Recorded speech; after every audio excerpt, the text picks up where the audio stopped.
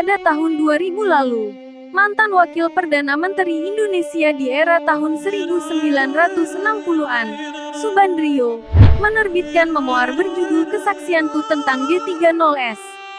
Buku memoar tersebut adalah bentuk pembelaan Subandrio terhadap tudingan sepihak yang dialamatkan kepada dirinya, terlibat G30S. Tudingan itu sungguh pahit, tidak hanya karena Subandrio harus mendekam di penjara selama 30 tahun, tetapi juga harus memikul aib sebagai pengkhianat bangsa. Melalui memoarnya tersebut, Subandrio melancarkan serangan balik ke Soeharto. Ia menuding Soeharto justru telah melakukan kudeta merangkak terhadap kekuasaan Soekarno. Tak hanya itu, buku setebal 80 halaman itu juga membeberkan cacat Soeharto. Menurut Subandrio, Soeharto punya rekam jejak yang buruk jauh sebelum peristiwa G30S. Bagaimana rekam jejak buruk Soeharto? 1. Soeharto menjalin relasi dengan pengusaha Tionghoa, Liem Sioe Liong. Keduanya menjalankan bisnis penyelundupan berbagai barang. Soeharto berdalih untuk kepentingan Kodam Diponegoro. Berita penyelundupan itu cepat menyebar. Semua perwira saat itu mengetahuinya, ujar Subandrio. Belakangan terungkap bahwa penyelundupan itu bukan untuk kepentingan Kodam Diponegoro, melainkan untuk kepentingan pribadi Soeharto dan Liem. Duitnya masuk ke kantong Soeharto dan Liem, kata Subandrio. Jenderal Ahmad Yani sangat marah.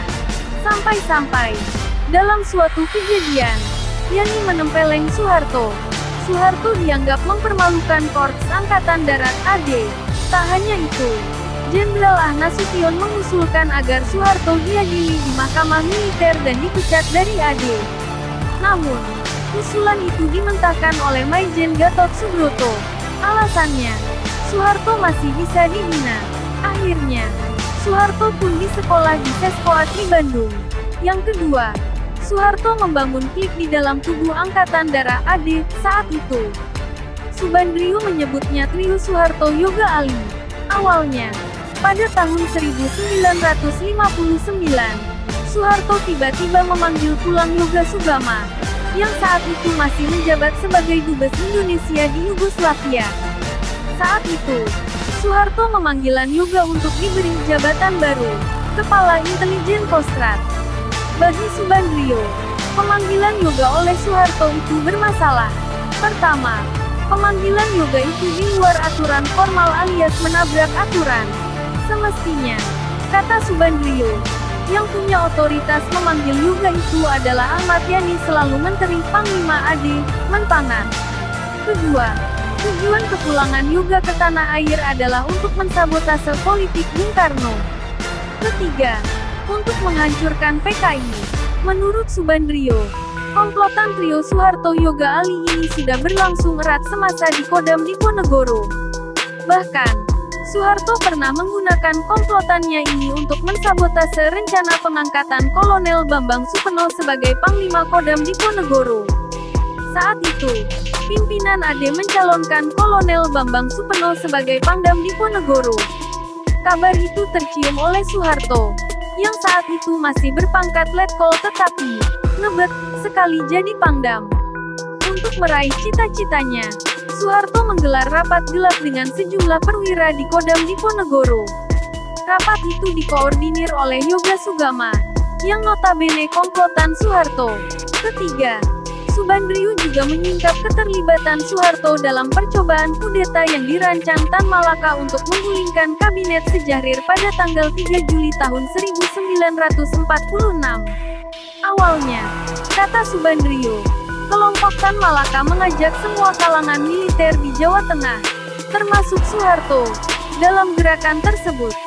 Pada tanggal 20 Juni tahun 1946 Perdana Menteri Sejahrir diculik oleh kelompok Sudarsono.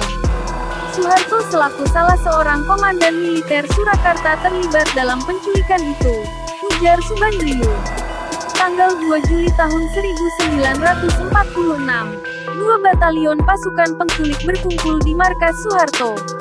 Pasukan itu kemudian dikerahkan untuk menguasai aset strategis, seperti RRI dan Telkom. Malam itu juga mereka menyusun surat pembubaran kabinet Sejahrir dan menyusun kabinet baru yang sedianya ditandatangani oleh Presiden Soekarno esok harinya, ungkap Subandrio. Tetapi percobaan kudeta itu gagal. Para pelakunya ditangkap dan ditahan. Pada saat itulah Soeharto berbalik arah. Dari awalnya berkomplot dengan penculik kemudian menangkapi para penculik. Namun, cerita tentang kelicikan Soeharto dalam peristiwa percobaan kudeta tanggal 3 Juli tahun 1946 itu bukan cerita baru. M. Yuanda Zara dalam bukunya Peristiwa tanggal 3 Juli tahun 1946, menguak kudeta pertama dalam sejarah Indonesia juga mengungkap kelicikan Soeharto itu. Menurut Yuanda, Soeharto sebetulnya terlibat dalam pembebasan tahanan pro-kudeta di penjara Wirogunan. Ia kemudian membawa tanahan itu ke markasnya, di Wiyoro, di mana Sudarsono sudah menunggunya.